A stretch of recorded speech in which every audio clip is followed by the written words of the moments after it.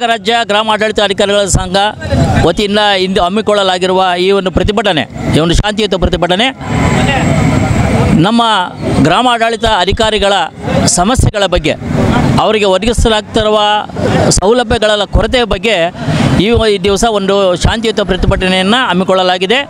ಇದು ರಾಜ್ಯದಾದ್ಯಂತ ಎಲ್ಲ ತಾಲೂಕು ಕಚೇರಿಗಳ ಮುಂದೆ ವಿಲೇಜ್ ಅಕೌಂಟೆಂಟ್ ಆಫೀಸರ್ಸ್ ಈ ದಿನ ಮುಷ್ಕರದಲ್ಲಿ ಪಾಲ್ಗೊಂಡಿದ್ದಾರೆ.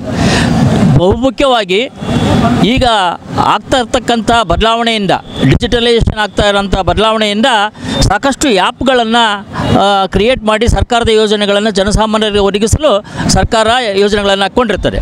ಆ ಎಲ್ಲ ಕಾರ್ಯಗಳ ಒತ್ತಡವನ್ನು ನಮ್ಮ ಗ್ರಾಮಾಡಳಿತ ಅಧಿಕಾರಿಗಳ ಮೇಲೆ ಏರ್ತಾ ಇರೋದು, ಜೊತೆಗೆ ಆ ಒಂದು ಆ್ಯಪ್ಗಳನ್ನು ನಿರ್ವಹಣೆ ಮಾಡಲು ಬೇಕಾದಂಥ ಸೌಲಭ್ಯಗಳನ್ನು ನೀಡ್ತಾ ಇಲ್ಲ.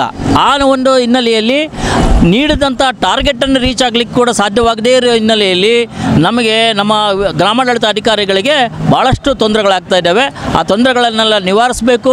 ಜೊತೆಗೆ ಅವರಿಗೆ ಬೇಕಾದಂಥ ಸೇವಾ ಸೌಲಭ್ಯಗಳನ್ನು ಈ ರ್ಯಾಂಕಿಂಗ್ ಮಾಡುವ ನಿಟ್ಟಿನಲ್ಲಿ ಟಾರ್ಗೆಟ್ ನೀಡಿ ಅವರಿಗೆ ಮಾನಸಿಕ ಒತ್ತಡವನ್ನು ಕ್ರಿಯೇಟ್ ಆಗ್ತಾ ಇದೆ. ಇದರಿಂದ ಇಡೀ ರಾಜ್ಯದಲ್ಲಿ ಸುಮಾರು 20 ನೌಕರರು ಈ ಒಂದು ಕಾರ್ಯ ಒತ್ತಡ ತಾಳಲಾರದೆ ಆತ್ಮಹತ್ಯೆಗೆ ಶರಣಾಗಿರೋದು ಕೂಡ ನಮ್ಮ ಕಣ್ಣೆದುರಿಗಿದೆ.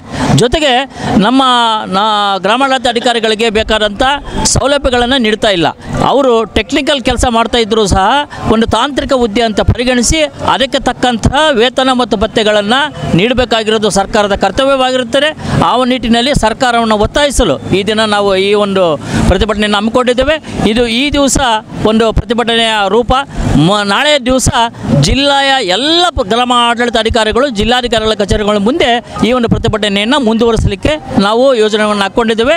ಈ ನಿಟ್ಟಿನಲ್ಲಿ ಸರ್ಕಾರ ಯಾವುದೇ ಒಂದು ತಾರತಮ್ಯ ಧೋರಣೆ ಮಾಡದೆ ನಮ್ಮ ಬೇಡಿಕೆಗಳನ್ನು ಈಡೇರಿಸಲು ತಾವು ಕಟಿಬದ್ಧರಾಗಬೇಕು ಮತ್ತು ನಮ್ಮ ನೌಕರರನ್ನು ಹೋರಾಟಕ್ಕೆ ಬಿಡದೆ ಒಂದು ಈ ಬೇಡಿಕೆಗಳನ್ನು ಈಡೇರಿಸಬೇಕು ಅಂತೇಳಿ ಸಮಸ್ತ ಕರ್ನಾಟಕ ರಾಜ್ಯ ಸರ್ಕಾರಿ ನೌಕರರ ಸಂಘ ವತಿಯಿಂದ ಎಲ್ಲ ಜಿಲ್ಲಾ ನೌಕರರ ಪರವಾಗಿ ಈ ಒಂದು ಒತ್ತಾಯವನ್ನು ಮಾಡ್ತಾ ಇದ್ದೇವೆ. ನನ್ನ ಹೆಸರು ಎಂ ಶಿವಾಜಿರಾವ್, ಜಿಲ್ಲಾ ಅಧ್ಯಕ್ಷರು, ಕರ್ನಾಟಕ ರಾಜ್ಯ ಸರ್ಕಾರಿ ನೌಕರರ ಸಂಘ.